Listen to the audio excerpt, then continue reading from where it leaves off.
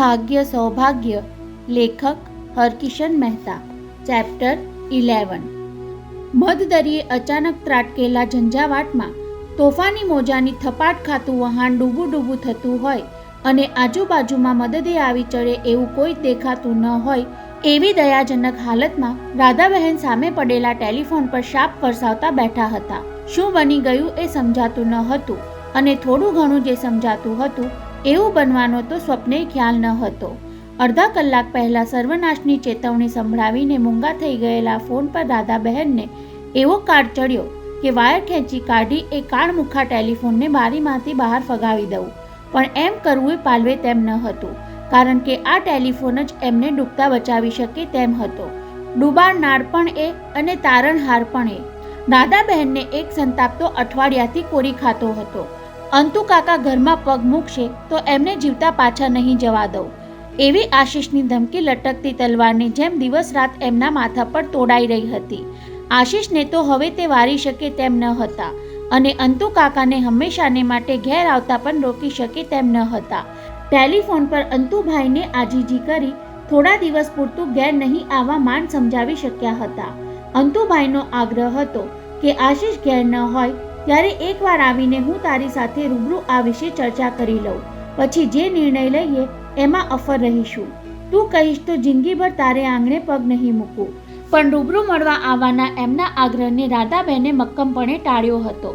આશીષે એવું નથી કહ્યું કે મારી હાજરીમાં એ ઘેર આવશે તો જ ધમકીનો અમલ કરીશ. કોને ખબર, તમે ઘેર આવો એવી આશા એ ઘરની આસપાસ ક્યાંક છુપાઈને બેસતો હોય. આજકાલ એ ઓફિસના કામમાં ધ્યાન નથી આપતો અને ઘરમાં પણ ધુઆપુઆ થઈને ફર્યા કરે છે. ફોન પર રાધાબહેનની આજીજી સાથે ડૂસકું બહાર પડ્યું ત્યારે અંતુભાઈએ કબૂલ રાખવું પડ્યું. ભલે હું થોડા દિવસ વાપીમાં જ રહી જઈશ. આ તો એક વાવાઝોડું છે, થોડા દિવસમાં શમી જશે. રાધાબહેનને બીજો ઉચાટ હતો કુમારનો. પોતે હળહળતું અપમાન કરીને એને કાઢી મૂક્યા પછી ખૂબ પસ્તાવો થયો. ગીતા તો ગીજુભાઈની સમજાવટથી બીજી સવારે ઘેર પાછી આવી ગઈ, પણ કુમારને કોણ મનાવશે? આશીષ એને સમજાવી શકે તેમ હતો, પણ પોતે ગીતા મારફત આવું કહેવડાવ્યું ત્યારે આશીષે સંભળાવી દીધું હતું. કુમાર સ્વમાની માણસ છે. અંતુ કાકા જેવો બેશરમ નથી કે નાક કાપો તો એ નકટો થઈને દોડ્યો આવે. મને મનાવા જવાનું કહે છે, પણ એને ઘરમાંથી કાઢી મૂકનારને કહે કે જઈને મનાવી લાવે. જોકે રાધાબહેનને શંકા તો રહ્યા કરતી હતી કે આશીષને કુમાર મળતો હોવો જોઈએ અને બંને મળીને કોઈક કાવતરું પણ ઘડતા હશે. તેને બદલે કુદરતે કંઈક જુદું જ કાવતરું ઘડી કાઢ્યું. રાત્રે 8:30 સુધી આશીષ ઘેર પાછો ન ફર્યો ત્યારે પહેલીવાર એમણે ગીતાને પૂછેલું. એ આજે મોડો આવવાનું કહીને ગયો હતો કે? ગીતાએ ડોકું ધૂણાવ્યું એટલે એમણે મનોમન વિચાર્યું હતું કદાચ કુમારની સાથે બહાર ફરતો હશે. 9:30 સુધી આશીષનો ફોન પણ ન આવ્યો ત્યારે ગીતા જ ઊંચી નીચી થવા લાગી હતી. આપણો ફોન તો બરાબર ચાલે છે ને? છેક 10:15 વાગ્યે ફોનની ઘંટડી રણકી ત્યારે સાસુ વહુ બંને રિસીવર ઉચકવા દોડી ગયા હતા. તમે કોણ બોલો છો? સામેથી અજાણ્યો ઘોઘારો અવાજ સંભળાયો એટલે પહેલા તો રાધાબહેને માની લીધું કે રોંગ નંબર હશે, પણ પૂછનારે તુરંત જ ઉમેર્યું, આશીષની માં બોલે છે કે બીબી? ત્યારે રાધાબહેનનું હૃદય 1-2 ધબકારા ચૂકી ગયું. નક્કી આશીષને કંઈ થયું છે. હે ભગવાન, અકસ્માતના અમંગળ ખબર સાંભળવા જેટલી શક્તિ હવે મારામાં રહી નથી. ગભરાશો નહીં, તમારા દીકરાને કંઈ જ થયું નથી. સામેથી આટલું સાંભળવા મળ્યું ત્યારે રાધાબહેન અને એમની બાજુમાં ઊભેલી ગીતા બંનેએ ધરપત અનુભવી, પણ એ ધરપત ક્ષણ જીવી નીવડી. લ્યો, પહેલા તમારા દીકરાનો અવાજ સાંભળો. કોણ બા? આશીષના અવાજે રાધાબહેનના ચિત્તતંત્રમાં એવો ખળભળાટ મચાવી દીધો કે હોંકારો બહાર આવતા વાર લાગી. ત્યાં સુધીમાં સામે છેડેથી આશીષે પૂછ્યું, તું ચૂપ કેમ છે બા? દીકરા, તું ક્યાં છે? કાંઈક અજુગતું લાગતું હોય તેમ અધૂરા સ્વરે રાધાબહેન બોલ્યા, હું અને ગીતા તારી ફિકર કરતા બેઠા છીએ. બા, હું આશીષ. આશીષ એટલું બોલે ત્યાં સામે છેડે અવાજ બદલાઈ ગયો. અગાઉના ઘોઘારા સાદમાં સાંભળવા મળ્યું, તમારો દીકરો અમારા કબજામાં છે. બરાબર સાંભળી લ્યો. દીકરો સાજો સારો પાછો જોઈતો હોય તો 7.5 લાખ રૂપિયા તૈયાર રાખજો. પણ વચ્ચે નહીં બોલ બુઢી. બોલનારે હવે તોછડાઈ વાપરી. આની જાણ પોલીસને કરવાની નથી, નહીતર તારા એકના એક દીકરાના કટકા કરી નાખીશું. 1 કલાક પછી બીજો ફોન કરીએ છીએ. અને ફટાક કરતો ફોન મુકાઈ ગયો. રાધાબહેનને બધું ચક્કર થતું દેખાયું. શરીરનું સંતુલન ગુમાવી નીચે પડતું મૂકતા હતા ત્યાં ગીતાએ એમને સંભાળી લીધા. શું થયું બા? એ સલામત તો છે ને? ફોન પર પેલા માણસે પૈસા શું કામ માંગ્યા? ધમકી કેમ આપી? રાધાબહેનને સ્વસ્થ થતા થોડી વાર લાગી હતી. આવા સંકટમાં પોતાના કરતા આશીષની પત્નીને સંભાળવાની છે એવો ખ્યાલ આવતા એમણે પાણી થઈ ગયેલા હાથ પગ લૂછી ચહેરા પર પરાણે જુસ્સો લાવી ટેલિફોન પર સાંભળેલી આશીષના અપહરણની વાત કહી સંભળાવી હતી. એમણે બદલામાં 7.5 લાખ રૂપિયા માંગ્યા છે, પણ તું ચિંતા નહીં કરતી વહુ. જાત વેચીને પણ હું મારા દીકરાને જ્યાં હશે ત્યાંથી હેમકેમ પાછો લઈ આવીશ. 15-20 મિનિટ તો સાસુ વહુ પરસ્પરને ધરપત અને હિંમત આપતા રહ્યા, પણ પછી વાસ્તવિકતાનું ભાન થયું કે એમની પડખે અત્યારે કોઈ જ પુરુષ નથી. અપહરણ કરનારા ગુંડાઓ સાથે કામ પાર પાડવામાં કોઈની તો જરૂર પડવાની. બીજો ફોન આવે ત્યારે રકમની વાત પર ભાર મૂકીને એ લોકો પૂછશે કે પૈસા આપો છો કે તમારા દીકરાના કટકા? હચમચી ઉઠતા રાધાબહેનને ડાયલ ગુમાવી અંતુભાઈને ફોન જોડ્યો. ઘંટી વાગી એટલે બોલવા માટે ગળું ખંખેર્યું, પણ સામેથી અંતુભાઈને બદલે ટેપ રેકોર્ડરનો અવાજ સંભળાયો. મિસ્ટર અંકલેશ્વરિયા બહાર ગયા છે, તમારો સંદેશો નોંધાવી દો. ત્યારે રાધાબહેનને નિર્જીવ ટેપ રેકોર્ડર પર દાદ ચડી હતી, છતાં સંદેશો તો કહેવો જ પડ્યો. એક અણધારી આફત આવી પડી છે આશીષ, એટલું કહીને એમણે વાત વાળી લીધી હતી. તમે આવતા વેત તાબડતોબ ફોન કરો. છેલ્લા શબ્દોમાં ઘૂંટાયેલું એમનું રુદન પણ ટેપ રેકોર્ડરમાં ઝીલાઈ ગયું હતું. બા, કોને ખબર વાપી ગયેલા અંતુ કાકા ક્યારે પાછા આવશે? ગીતા થરથરતા અવાજે બોલી ગયેલી. અત્યારે કુમાર હાજર હોત તો? કહેતી એ ઊભી થઈ ગઈ હતી. હું હોસ્ટેલ પર જઈને કુમારને બોલાવી લાવું. અત્યારે? દાદાબહેને વહુનો હાથ પકડી લીધો. 11:15 વાગ્યે તું એકલી ટેક્સીમાં? કહીને ઉમેર્યું હતું. તેને બદલે હું જ જઈને. નહીં બા, તમારે ઘેર રહેવું જરૂરી છે. પેલાનો ફોન આવે ત્યારે તમે હાજર હોવા જોઈએ, નહીતર એ લોકો પાછા વહેમાશે. કહેતી એ પર્સ ઉંચકીને સડસડાટ રવાના થઈ ગઈ હતી અને એકલા પડેલા રાધાબહેન ક્ષણે અમંગળ તર્કમાં ડૂબતા જતા હતા. ભયની મૂડીમાં હૃદય ભીસાતું જતું હતું. પેલાનો ફોન આવે એ પહેલા ગીતા કુમારને લઈને આવી પહોંચે એવી આજીજી ઈશ્વરને કરતા હતા. ત્યાં જ ફોનની ઘંટડી રણકી ઉઠી અને કોઈ ભયાનક રાક્ષસ છાતી ઉપર સવાર થયો હોય તેમ હાંફતા હાંફતા રાધાબહેને રિસીવર ઉંચક્યું. એમના ગળામાંથી હલ્લો પણ નીકળી શક્યું નહીં. કોણ? સામેથી પૂછ્યું ત્યારે રાધાબહેનના ચહેરા પર ઝડપી પરિવર્તન આવી ગયું. તમે આવી ગયા? હા રાધા, હમણાં જ આવ્યો.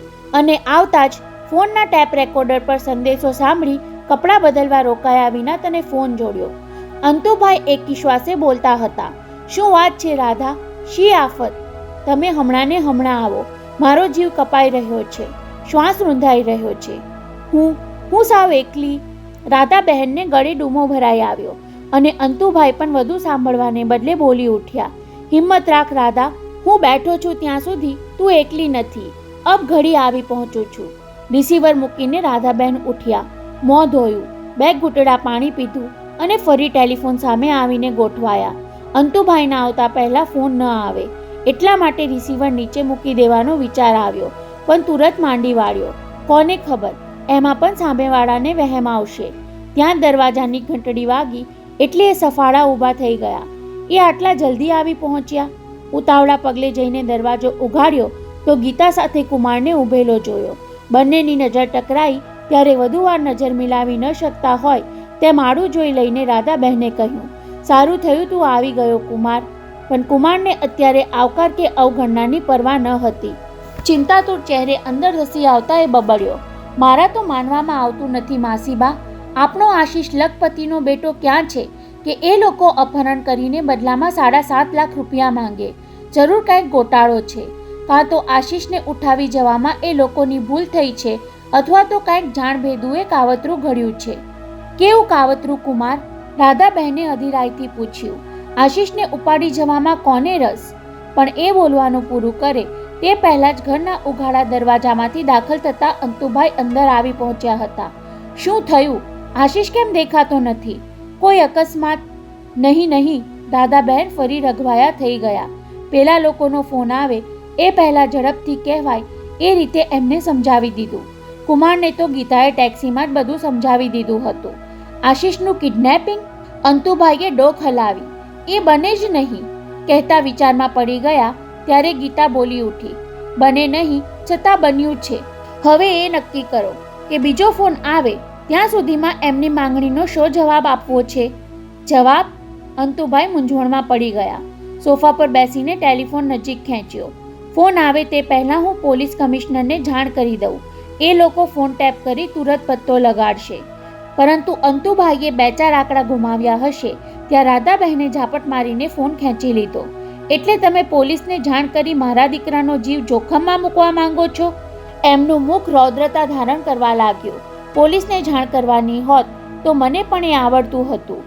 તમને મારા દીકરા કરતાં પૈસા વધારે વહાલા છે? એમ નથી રાધા. બોલતા બોલતા ભૂલ સુધારી લીધી. ભાભી, પોલીસવાળા અપહરણ કરનારને ખબર પણ નહીં પડવા દે. કમિશનર મને બહુ સારી રીતે ઓળખે છે. પોલીસ કમિશનર તમને ખરેખર બહુ સારી રીતે ઓળખે છે એમ? આંખો કાઢીને એવી રીતે બોલી ગયા જાણે કહેતા હોય, સારી રીતે ઓળખતા હશે પણ સાચી રીતે નહીં. એવું હોત તો તમે પોતે જ અત્યારે જેલમાં હોત. આંખોના ભાવ દ્વારા રાધાબહેને જે કહ્યું તે માત્ર અંતુભાઈને જ સમજાયું અને કોઈ વધુ દલીલ કરે એ પહેલાં ફોનની ઘંટડી રડકી ઉઠી. 1, 2, 3 વખત ઘંટડી વાગી ત્યાં સુધી ચારેય એકબીજા સામે સંચિત નજરે જોયા કર્યું. પછી અંતુભાઈએ ઈશારાથી રાધાબહેનને ફોન ઉંચકવા સૂચવ્યો. ધ્રુજતા હાથે રાધાબહેને રિસીવર ઉંચકી કાને માંડ્યો ત્યારે અંતુભાઈ સરકીને તેની લગોલગ ગોઠવાઈ ગયા. હલો, રાધાબહેને હોઠ ફફડાવ્યા. કોણ બોલે છે? રાધાબાઈ? એ જ ઘોઘારા અવાજમાં પૂછા થઈ. ત્યાં બીજા કોણ કોણ છે? બીજું? રાધાબહેને જવાબ આપવામાં વાર લગાડી. અંતુભાઈ સામે જોયું એટલે એમણે ગીતા તરફ ઇશારત કરી. હું અને મારા આશીષની વહુ 2 જણા છીએ. જુઠ્ઠું નહીં બોલ બાઈ, પેલાએ વળચકું ભરવાની રીતે ઊંચા અવાજે સંભળાવ્યું. 2 આદમી પણ ત્યાં બેઠા છે ને? સાંભળતા જ રાધાબહેનને ધક્કો લાગ્યો. રિસીવર પાસે કાન રાખીને સાંભળતા અંતુભાઈની ડોક પણ ચોરી પકડાઈ ગઈ હોય તેમ પાછી હટી ગઈ. રાધાબહેને માઉથપીસ પર આડો હાથ રાખીને ત્રણેયને કહ્યું, એ લોકો આપણી બધી હિલચાલ પર નજર રાખી બેઠા છે. સાંભળ બાઈ, ત્યાં પેલા 2 બેઠા છે એમાં એક તારા દીકરાનો યાર છે અને બીજો છે તારો યાર, કહીને પેલાએ અટ્ટહાસ્ય કર્યો. કેમ, બરાબર ને? મવાલીનું મહેણું સાંભળીને રાધાબહેન મોઢા પડી ગયા. ગીતા અને કુમારે ન સાંભળ્યું હોય એવું મનોમન ઈચ્છીને પૂછવાની હિંમત કરી, તમે શું કામ એક વિધવાના દીકરાને પજવો છો? વિધવા? પેલો ફરી હસ્યો. હજુ લગી તમે લોકોએ પોલીસને જાણ કરી નથી એટલે ભરોસો રાખીને લાંબી વાત કરું છું. સાંભળ બાઈ, દરેક માણસ એશ કરવા રસ્તા શોધી લે છે. તે યાર શોધી લીધો. તેમ અમે માલદારના છોકરાને ઉઠાવી જવાનો આ ધંધો. પણ અમે ક્યાં માલદાર છીએ? એ તો બાજુમાં બેઠેલા માલદારને પૂછી જો. બોલનારે મક્કમપણે કહ્યું. અમે અગાઉથી પૂરેપૂરી બાતમી મેળવી લીધા પછી જ કામ કરીએ છીએ. ચાલ, હવે પેલા માલદારને ફોન આપ. બાય માણસ સાથે સોદો કરવાનું ફાવશે નહીં. ત્યારે રાધાબહેન વિમાસણમાં પડી ગયા એટલે પેલો સામેથી તાડુક્યો. કહ્યું ને કે પેલાને ફોન આપ. હેપતાઈ જઈને રાધાબહેને રિસીવર અંતુભાઈને સોંપી દીધું. લ્યો, તમે જ વાત કરી લો. અંતુભાઈએ રિસીવર કાને મૂકી એક શ્વાસ છોડી શરૂઆત કરી. હા બોલો ભાઈ, કઈ રીતે પતાવટ કરવાની છે? હા, સામેથી લહેકો સંભળાયો. આનું નામ બિઝનેસમેન. વખત બગાડવાથી કોઈને ફાયદો થતો નથી. અમારી માંગણી પૂરી કરો અને છોકરો પાછો લઈ જાઓ. ક્યાંથી? અંતુભાઈએ પૂછ્યું તો ખરું, પણ સામેથી એક ગાળ સાંભળ્યા પછી ભૂલ સમજાઈ ગઈ. બેવકૂફ, ક્યાંથી એવું પૂછીને ચાલાકી અજમાવે છે? ઠેકાણું જાણી લેવાની અધીરાઈ હોય તો પહેલાં 7.5 લાખની જોગવાઈ કર. એ માટે થોડો ટાઈમ આપો. કેટલો ટાઈમ? કાલે બેંક ઉઘડે એટલો. આપ્યો. પેલાએ ઉદારતા દાખવી. બેંકમાંથી પૈસા ઉપાડવાનું બપોરના 2:30 વાગ્યા સુધી ચાલુ હોય છે. અમે તમને 3 વાગ્યા સુધીનો ટાઈમ આપ્યો. ભલે. અંતુભાઈએ નરમ પડી જઈને પૂછ્યું. ત્યાં સુધીમાં તમારા 7.5 લાખ રૂપિયાની સગવડ કરી રાખું છું, પણ સિરિયલ નંબરની નોટ ન હોવી જોઈએ. નહીં હોય તો કાલે બપોરે 3:30 વાગ્યે આ નંબર પર ફોન કરીશું, કહીને પેલો થોડીવાર અટક્યો. એટલું યાદ રાખજો કે તમારી દરેક હિલચાલ પર અહીં બેઠા બેઠા અમે નિગેબાની રાખીએ છીએ. ફોન પણ દરેક વખતે જુદી જુદી જગ્યાએથી કરીએ છીએ, એટલે કોઈ જાતની ચાલાકી અજમાવાનો વિચાર કરતા નહીં, નહીતર છોકરાની જવાન બૈરીને વિધવા થવાનો વારો આવશે. અને ફોન મુકાઈ ગયો. વારાફરતી દરેક સામે જોઈ લઈ અંતુભાઈએ રિસીવર ક્રેડલ પર મૂકી દીધું. દિવાનખંડમાં થોડીવાર ખામોશી છવાઈ રહી. 7.5 લાખ રૂપિયા આપી દેવાના. નિસાસો નાખી રાધાબહેને ખામોશી તોડી. થોડીવાર પહેલા મારા દીકરા કરતાં તમને પૈસા વધુ વહાલા છે એવું મહેણું સંભળાવનારા રાધાબહેન જ આમ બોલી રહ્યા હતા. છતાં કોઈને નવાઈ ન લાગી. કોઈ કાંઈ ન બોલ્યું ત્યારે એમણે ફરી નિશ્વાસ નાખ્યો. ઠીક છે, મારો આ ફ્લેટ, મારી આ ઘર વખરી, મારા ઘરેણા દાગીના બધું જ વેચીને. તમને આવું બોલતા શરમ નથી આવતી? અંતુભાઈ તાડુક્યા. આશીષ ભલે મને પરાયો ગણે, પણ મારા માટે આશીષ પરાયો નથી. અને અપહરણ કરનારેય મારી હેસિયતનો હિસાબ માંડીને જ રકમની માંગણી કરી છે. એ લોકો બધી તપાસ કરીને જ આવા કામ કરતા હોય છે. બા, અત્યારે ભલે અંતુકાકા રકમ ચૂકવે. પહેલીવાર ગીતા બોલી ઉઠી. આપણે એમની પાઈએ પાઈ ચૂકાવી આપીશું. ત્યારે અંતુભાઈએ ધારદાર નજરે એની સામે જોયું. એ કહેવા જતા હતા કે પાઈએ પાયે જ શું કામ, વ્યાજ સહિત ચૂકવી આપવાનું કહેવું હતું ને. પણ સંજોગો સામસામી દલીલ કરવાના ન હતા એટલે ઊભા થઈ ગયા. કોણ કોને માટે શું ચૂકવે છે એ બધું પછી જોઈ લઈશું. અત્યારે તો પૈસાની જોગવાઈ કરવાની છે. હું જાઉં, મારે કદાચ હમણાં જ વાપી જવું પડશે. સવારે 8 વાગ્યે ત્યાં બેંક ખુલે એટલે બધું બેલેન્સ ઉઠાવી લઈ 12 વાગ્યા સુધીમાં મુંબઈ પાછા ફરીને ઘટતી રકમ બેંકમાંથી ઉપાડી લઈશું. ઉઠતા ઉઠતા કાંઈક યાદ આવ્યું હોય તેમ એમણે કુમાર સામે જોયું. અને કુમાર, તું કાલ બપોર સુધી અહીં જ રોકાઈ જજે. આવા સંજોગોમાં આ બંને ઘરમાં એકલા રહે એ બરાબર નહીં. ત્યારે કુમારથી સહેજપણે રાધામાસી તરફ જોવાઈ ગયું. અંતુભાઈ સિવાયના ત્રણેયને થોડા દિવસ પહેલાની ઘટના તાજી થઈ આવી, પણ રાધાબહેને બીજી જ ઘડીએ એની યાદ ખંખેરી નાખી. એમાં કહેવાનું શું હોય? આશીષની ગેરહાજરીમાં એ અમારું ધ્યાન નહીં રાખે તો બીજું કોણ રાખવાનું? છતાં કુમાર ચૂપ રહ્યો. ત્યારે અંતુભાઈથી પૂછાઈ ગયું, તું કેમ કાંઈ બોલતો નથી કુમાર? શું બોલું? કહીને અટક્યો. પછી વેધક નજરે અંતુકાકા સામે જોઈને બોલી ગયો, મને તો આ બધું થોડું વિચિત્ર લાગે છે, કોઈ નાટક જેવું. એના કહેવાનો ભાવાર્થ કોઈ સમજ્યા નહીં હોય, અને સમજ્યા હશે તો સમસમી રહ્યા હશે. સાંભળ્યું ન સાંભળ્યું કરી પીઠ ફેરવી લઈ અંતુભાઈએ ચાલતી પકડી. મંગળવારે બપોરે 4 વાગ્યે અંતુભાઈ અને કુમાર 7.5 લાખ રૂપિયાની કાળી બેગ સાથે આશીષના ઘરનો ઉંબરો ઓળંગીને બહાર નીકળતા હતા. ત્યારે રાધાબહેન મમતાથી ઉભરાતા હૈયે આંખો મીચીને એકના એક પુત્રના કુશળ ક્ષેમની ભગવાનને પ્રાર્થના કરતા હતા. અને ગીતા આશાભરી આંખે એ બંનેને જોઈ રહી હતી. આશીષના અપહરણની વાત ફૂટી ન જાય એવી સાવધાની સાથે ચારે જણા વર્તતા હતા. 5મા ગીજુભાઈને આ ઘટનાની જાણ કરવી જોઈએ, પણ એ આઉટડોર શૂટિંગમાં હતા એટલે એમને પણ અજાણ રાખવા પડ્યા હતા. 100-100ની નોટોવાળી 7.5 લાખની બેગ સાથે અંતુભાઈ ઘરમાં દાખલ થયા ત્યારે પુત્ર પાછો હેમખેમ મળવાની શ્રદ્ધા રાધાબહેનના હૈયામાં દ્રઢ થઈ ગઈ હતી. ક્યાંય સુધી એ અંતુભાઈને ઉપકાર ભાવથી જોતા રહ્યા હતા. ગીતાના મનમાં એ તારણહારના પગે પડી જવાની લાગણી જાગી હતી, પણ કુમારના હૈયામાં તો અત્યારે શંકા સળવળતી હતી. આ માણસ આબાદ ખેલ ભજવી જાણે છે.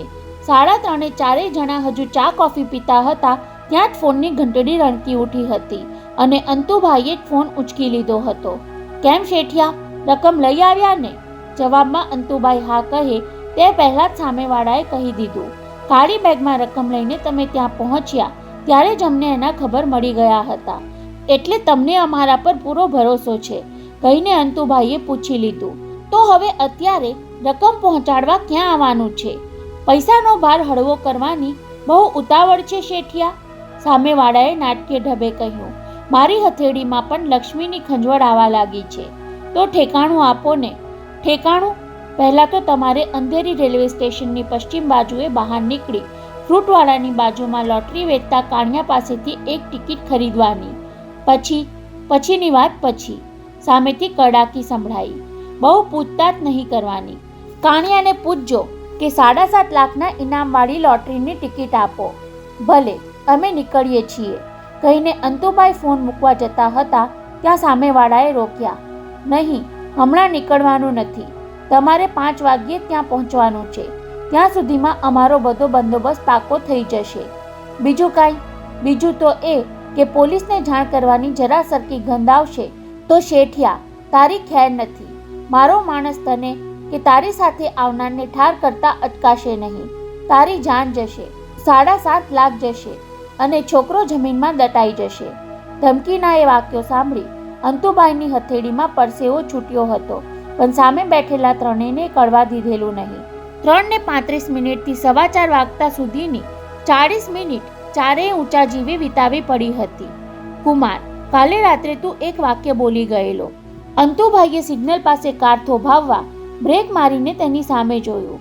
તે કહેલું કે તને તો આ બધું નાટક લાગે છે. કટોકટીના સમયે પૂછાયેલા એ અણધાર્યા સવાલે કુમારને ઘડીભર ચોંકાવી દીધો. આડું જોઈને એ વાત ઉડાડી દેવાનું વિચારતો હતો ત્યાં. જો કુમાર, સ્ત્રીઓની હાજરીમાં મારે તને પૂછવું ન હતું, અને આપણે જે કામ માટે જઈએ છીએ એ નિર્વિઘ્ન પાર પાડવામાં આપણી વચ્ચે જરા સરખી શંકા હોય તો એ નિર્મૂળ કરી દેવી જોઈએ. મારી વાત સાંભળ્યા પછી શંકા નિર્મૂળ થવાને બદલે તમે ખીજાઈને મને મોટરમાંથી ઉતારી મૂકશો. એવું નહીં થાય તેની ખાતરી આપું છું. અંતુભાઈએ મોટરની ગતિ તેજ કરતા કહ્યું. હવે કહે, આશીષના અપહરણમાં તને નાટક જેવું શું લાગ્યું? તમે પોતે જ અપહરણ કરાવ્યું હોય એવું મને લાગ્યું.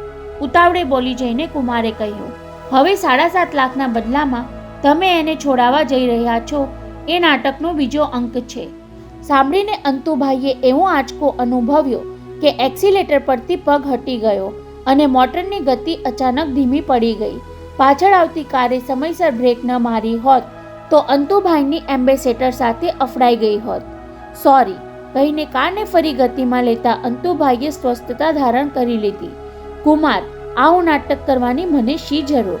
આશીષ અને રાધા માસીને હંમેશાને માટે તમારા ઉપકાર હેઠળ દબાવી રાખવા માટે, કુમાર મક્કમ અવાજે બોલી ગયો.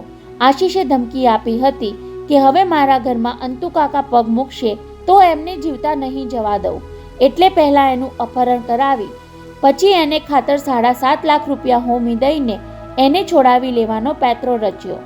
આશીષના ઘરમાં અવર જવર ચાલુ રાખવા માટે કોઈ સમજદાર માણસ 7.5 લાખ રૂપિયા હોમી દે? 7.5 લાખ તો કહેવાના, કુમારે દ્રઢતાથી દલીલ કરી. મુંબઈમાં તમે કોઈને પણ 5-10 હજાર આપો એટલે આવું કામ કરી આપે. તમારા જ માણસો 7.5 લાખ લઈને કાલે તમને પાછા પહોંચતા કરી દેશે. ત્યારે અંતુભાઈના હોઠ તુચકારમાં મરડાયા. એમના કપાળની નસો ઉપસવા લાગી. થોડી વાર ખામોશ રહીને એમણે ડાબી તરફ ડોક ફેરવી. કુમાર, હવે આક્ષેપ કરવાનો વારો મારો છે. તારી શંકા સાંભળીને મેં તને મોટરમાંથી ઉતારી નથી મૂક્યો. હવે મારી શંકા સાંભળીને તું પણ ઉશ્કેરાઈ ન જતો. મારા પર શંકા કરવા જેવું છે શું? ગયા મંગળવારે તું ઘાટકોપરથી વિમાન ટેકરીવાળી ઝોપડપટ્ટીમાં લાલજી લંગડા નામના એક દાદાને મળવા ગયો હતો, એ વાત સાચી? ઉલટ તપાસ જેવા એ સવાલે કુમારને પળવાર માટે અસ્વસ્થ કરી મૂક્યો. એટલે તમે મારો પીછો કરતા ત્યાં આવ્યા હતા એમ જ ને? હા, રાધા ભાભીએ તારા ચરિત્ર પર આડ નાખી તને ઘરમાંથી બહાર કાઢ્યા પછી એમને બહુ પસ્તાવો થયો. ફોન કરીને મને જાણ કરી. તું કોઈ અમંગળ પગલું ભરી બેસીશ એવો એમને ફડકો હતો, એટલે મારે તારો પીછો કરવો પડ્યો. પણ હું લાલજી લંગડાને જ મળવા ત્યાં ગયો હતો. એની જાણ તમને ક્યાંથી થઈ? માતૃ મંદિરમાંથી. પણ એ લાલજી લંગડાને મળવામાં મેં શો ગુનો કરી નાખ્યો? આશીષના અપહરણ સાથે આ વાતને શું લાગે વળગે? ગઈકાલે રાત્રે એ ઝૂંપડપટ્ટીમાં મેં તપાસ કરાવી જોઈ તો લાલજી 2 દિવસથી ત્યાં ફરક્યો નથી. બસ એટલા ખાતર તમને શંકા જાગી કે મેં આશીષનું અપહરણ કરાવ્યું. કુમાર ધુઆપુઆ થતો બોલ્યો. આશીષ મારો દિલોજાન દોસ્ત છે એ પણ ભૂલી ગયા? એ લાલજી મુંબઈના નામચીન ગુંડા લચ્છીરામનો સાગરીત છે. લચ્છીરામનો? હા, શ્રીમંત માણસોના છોકરાઓના અપહરણ કરવામાં પાવદરા લચ્છીરામના સાગરીત લાલજીને તું મળવા જાય અને ત્યાર પછી લચ્છીરામની ટોળી આશીષનું અપહરણ કરે તો કોઈને પણ તારા પર શંકા જાગે કે નહીં? ત્યારે કુમારે ચૂપ થઈ જવું પડ્યું. પોતે તો લાલજી સમક્ષ અંતુકાકાના ખૂનની વાત ઉચ્ચારી હતી, તેને બદલે આશીષનું અપહરણ. જો કુમાર, મારા પરની તારી શંકા પોકળ હતી, તેમ તારા પર આવી શંકા કરવી એ મારી મૂર્ખામી ગણાય. અંતુભાઈએ નિખાલસ સ્વરે કહ્યું. આપણા બંનેની શંકાના સામસામા છેદ ઉડી ગયા હતા. આપણે સાથે મળીને આશીષને છોડાવી લઈશું. આ અંધેરી પણ આવી ગયું. કુમાર હોઠ કરડતો સાંભળતો હતો. લાલજી લંગડા પર તેને દાદ ચડી. એને મેં શું કહ્યું અને એણે શું કર્યું? કુમાર, સામે પેલા લોટરીવાળા પાસેથી આપણે ટિકિટ લેવાની છે. કાર પાર્ક કરીને આંગળી ચીંધ્યા વગર અંતુભાઈએ તેને કહ્યું. એક જણે બેગ સાચવવા કારમાં બેસવું પડશે. તું જાય કે હું જાઉં? હું જ જાઉં છું, કહેતા કારનું બારણું ઉઘાડી કુમાર આત્મવિશ્વાસથી પહોંચી ગયો. કાણિયો લોટરીવાળો ઘરાક પતાવવામાં પડ્યો હતો એટલે થોડીવાર થોભવું પડ્યું. મોકો મળતા એણે ટિકિટ માંગી. 7.5 લાખના ઇનામવાળી કોઈ લોટરી હોય તો એક ટિકિટ લેવી છે. સાંભળતા જ કાણિયાની એક સારી આંખમાં ચમકારો થયો. કુમારને બરાબર નિરખ્યો. રસ્તા પર નજર નાખી. એમ્બેસેડર કાર નિહાળી. પછી પૈસા રાખવાનો ડબ્બો ઉઘાડી એમાંથી એક ટિકિટ કાઢીને કુમારની સામે ધરી. 5 રૂપિયા આપો. ટિકિટ જોયા વિના ઝટપટ ખિસ્સામાંથી 5 રૂપિયાની નોટ કાઢી આપી પેલી ટિકિટ ખિસ્સામાં સેરવી દઈ કુમાર મોટર તરફ સરકી ગયો. સારું થયું તેણે બીજી કોઈ પૂછપરછ ન કરી. મોટર સ્ટાર્ટ કરતા અંતુભાઈએ સૂચના આપી. હવે ખિસ્સામાંથી ટિકિટ કાઢીને એની પાછળ વાંચ. આજ્ઞાકિતપણે કુમારે લોટરીની ટિકિટ કાઢી. એની પાછળ શાહીથી લખ્યું હતું. ગોરેગાંવમાં ફિલ્મિસ્તાન સ્ટુડિયોના દરવાજે સિંગ ચણા વેચવા બેઠેલા બજરંગ ભૈયા પાસેથી 8 આનાના સિંગ ચણા લઈ આ ટિકિટમાંથી અડદિયું ફાડી આપજો. આ માણસ આપણને સંતા કુકડીની રમત રમાડે છે કે શું? કુમારે દાંત બેસ્યા. સંતા કુકડીની આ રમતમાં બદમાશોની સાવધાની છે કુમાર. ગોરેગાંવ તરફ કાર દોડાવતા અંતુભાઈએ સમજાવ્યું. આપણને ખરા ઠેકાણે પહોંચાડતા પહેલા એ લોકો ચકાસણી કરે છે. કદાચ એમના 1-2 સાગરીતો ટેક્સી કે મોટરસાયકલ પર આપણી આગળ પાછળ આવતા પણ હશે. અંતુભાઈની ઠાવકાઈ પ્રત્યે પહેલીવાર કુમારને માન ઉપજ્યું. એની જગ્યાએ બીજો કોઈ હોત તો ઉશ્કેરાટમાં એકાદો અકસ્માત કરી બેસત.